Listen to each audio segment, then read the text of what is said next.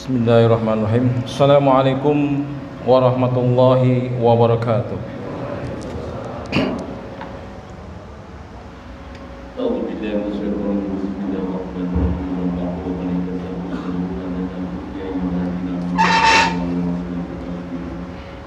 Allahu Akbar, Allahu Akbar,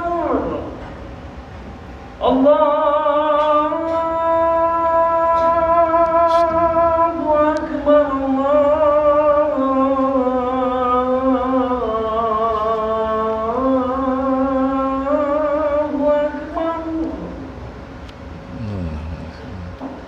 Asyhadu an la ilaha illallah.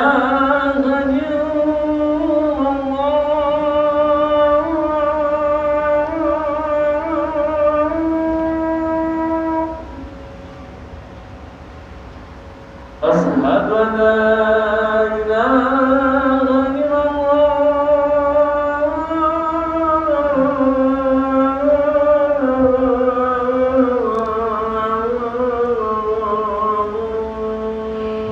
illallah. Asyhadu an la ilaha illallah. أشهد أن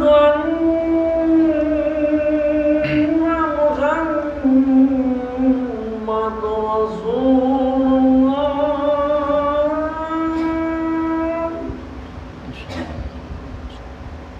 أشهد أن محمد رسول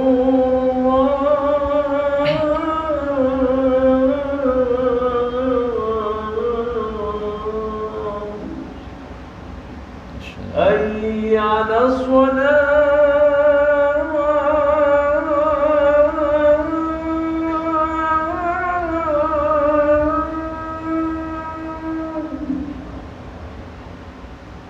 حي على الصلاة.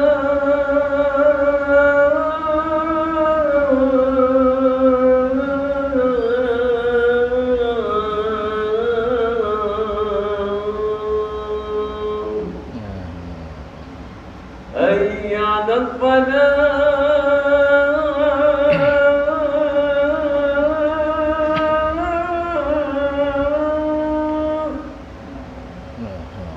حي على الفلاح.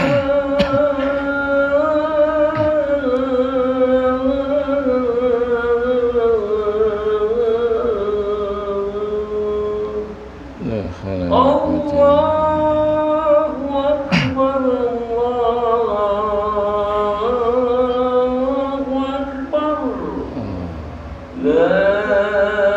illa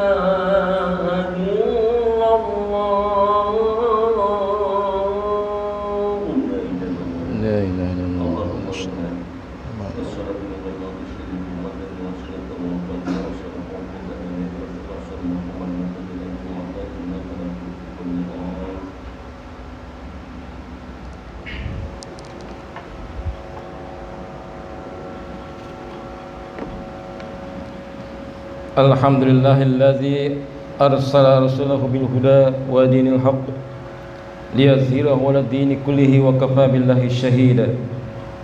Asyhadu an la ilaha illallah wa asyhadu anna Muhammadan abduhu wa rasuluh.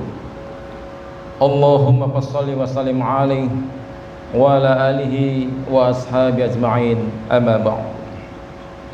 Fa inna khairal hadisi kitabullah wa khairul hadi hadi Muhammad wa dzarul umuri muhdatsatuha wa kullu bid'atin dhalalah. Qala Allah ta'ala fil Qur'anil Karim, a'udzu billahi minasy syaithanir rajim. Ya ayyuhalladzina amanu taqullaha haqqa tuqatih wa la tamutunna illa wa antum muslimun. Wa qala Nabi sallallahu alaihi wasallam, ittaqillaha haitsu ma kunta wa atsbi sayhatal hasanata tamuha wa khaliqin nas bi khuluqin hasan.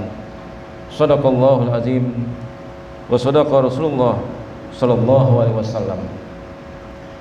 Para jamaah sekalian yang sama-sama dirahmati Allah, marilah senantiasa kita panjatkan puja dan syukur kita kehadirat Allah Subhanahu wa taala yang telah memberikan pada kita berbagai macam nikmat, terutama nikmat iman dan Islam, nikmat sehat, nikmat sempat, nikmat panjang umur, sehingga kita dapat melangkahkan kaki kita ke masjid yang mulia ini semata-mata mengharap ridho dan ampunan daripada Allah Subhanahu wa taala. Mudah-mudahan langkah dan niat kita menjadi satu catatan amal soleh di yaumil akhirat kelak. Salawat berserta salam mudah-mudahan tercurahkan pada junjungan Nabi besar kita Muhammad sallallahu alaihi wasallam, kepada keluarganya, para sahabatnya, juga para pengikutnya yang selalu patuh dan taat mengikuti syariat serta ajarannya. Mudah-mudahan kita termasuk di dalam golongannya hingga akhir zaman. Para jamaah sekalian yang sama-sama dimuliakan Allah Subhanahu wa taala, marilah kita bersama-sama meningkatkan kualitas iman dan takwa kita dengan apa yang dikehendaki Allah Subhanahu wa taala. Mudah-mudahan dengan meningkatkan kualitas iman dan takwa kita dijauhkan dari segala perbuatan maksiat, dan mudah-mudahan juga dijauhkan daripada siksa api neraka. Para jamaah sekalian yang sama-sama dimuliakan Allah Subhanahu wa taala, izinkanlah khotib berwasiat khusus untuk diri pribadi dan umumnya untuk para jamaah sekalian yang hadir dalam kesempatan Jumat kali ini dengan satu tema, malang nian orang yang tidak pernah melaksanakan salat. Masyiral kaum muslimin dan muslimat rahimakumullah. Sesungguhnya amal yang pertama kali dihisab dan diperhitungkan pada hari kiamat adalah salat. Jika salatnya baik, maka baik pula amal-amal yang lainnya. Jika buruk salatnya, maka buruk pula amal-amal yang lainnya. Tapi kalau tidak pernah melaksanakan salat sama sekali, lantas bagaimana perhitungannya kelak di akhirat? Para jamaah sekalian yang hadir dalam kesempatan kali ini, mudah-mudahan kita semua termasuk dalam golongan orang-orang yang beriman dan selalu mengikuti daripada perintah-perintah Allah Subhanahu wa taala. Terkadang kalau dibanding-bandingkan rasa malu kita sebagai umat Islam, seandainya kita punya calon menantu, mantan seorang pezina misalkan, kira-kira malunya seperti apa? Dan kita tidak mungkin ingin mempunyai calon mantu yang seperti itu. Malu rasanya untuk kita sendiri, apalagi punya calon menantu seorang pembunuh atau mantan pembunuh. Subhanallah, malunya luar biasa kita. Baik mungkin kita merasa malu karena mempunyai calon mantu yang seperti itu. Akan tetapi fakta-fakta yang di lapangan, kita punya calon menantu tidak pernah melaksanakan sholat, tidak mau mengerjakan sholat, akan tetapi enjoy saja, biasa-biasa saja. Masyiral kaum muslimin yang dirahmati Allah, pada sebuah riwayat yang cukup panjang diceritakan, pada suatu senja yang lenggang, terlihat seorang wanita berjalan terhuyung-huyung. Pakaiannya yang serba hitam menandakan bahwa ia berada dalam duka cita yang mencekam. Kerudungnya menangkup rapat hampir seluruh wajahnya, tanpa rias muka atau perhiasan menempel di tubuhnya. Kulit yang bersih, badan yang ramping, dan roman muka yang sayu tidak dapat menghapus kesan kepedihan yang tengah meruyuk hidupnya. Ia melangkah terseret-seret mendekati kediaman Nabi Musa alaihissalam. Diketuknya pintu perlahan sambil mengucapkan salam. Maka terdengarlah ucapan dari dalam, "Silahkan masuk." Perempuan itu lalu berjalan masuk sambil kepalanya terus merunduk.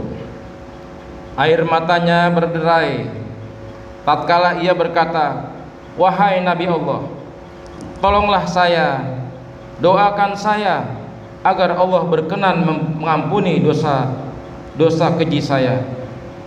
Apakah dosamu, wahai wanita muda? Tanya Nabi Musa alaihissalam terkejut. Saya takut mengatakannya, jawab wanita itu. Katakanlah, jangan ragu-ragu, desak Nabi Musa. Maka perempuan itu pun terpatah bercerita, saya telah berzina.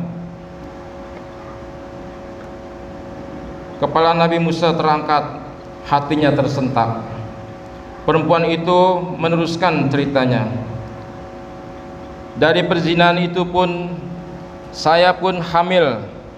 Setelah anak itu lahir, langsung saya cekik lehernya sampai tewas, ucap wanita itu saraya menangis sejadi-jadinya.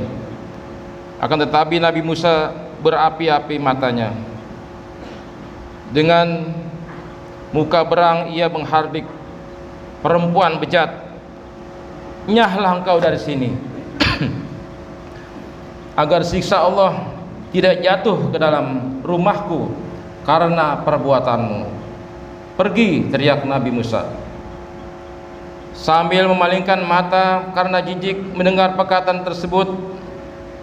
Perempuan berwajah ayu itu dengan hati hancur luluh segera bangkit dan melangkah. Dia terantuk-antuk keluar dari rumah Nabi Musa. Ratap tangisnya amat memilukan.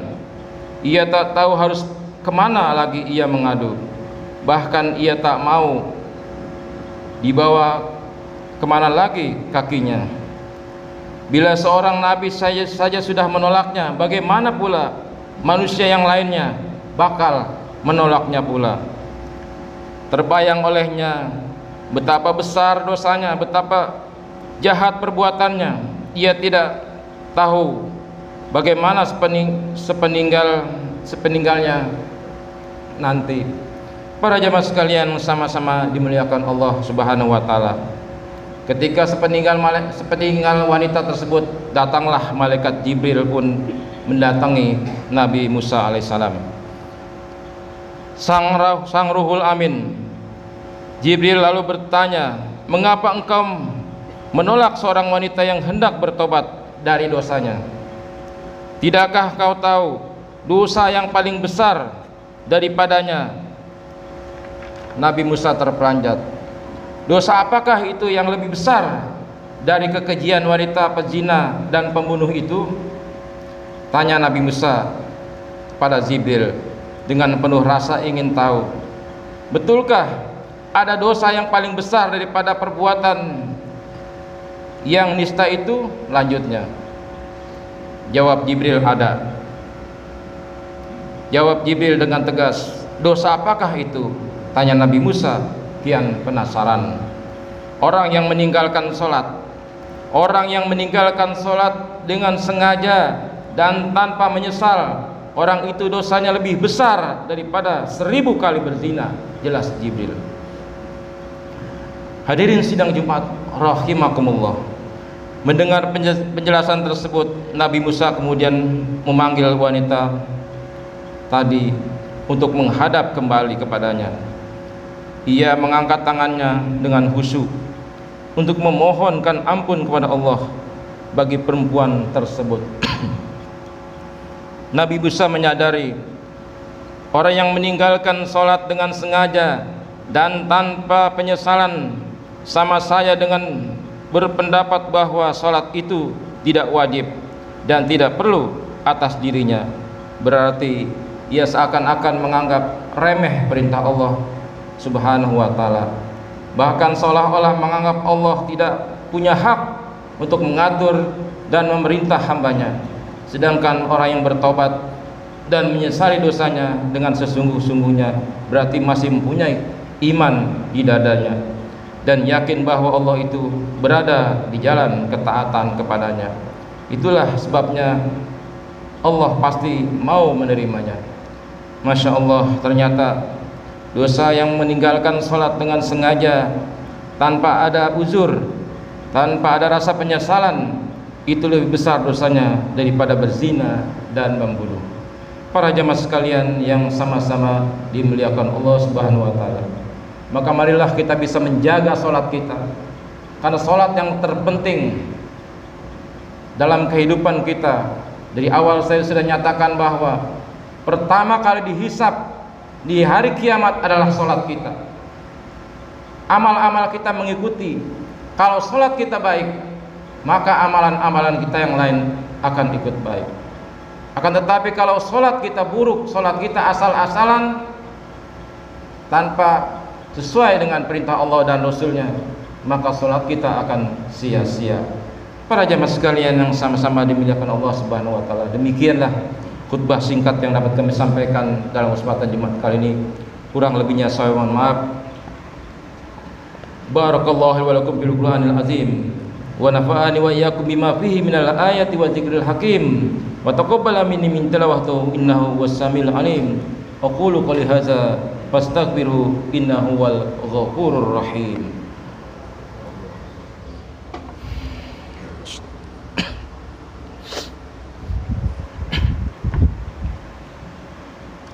Alhamdulillah hamdan katsiran kama amar irghama liman jahada bihi wa kafar.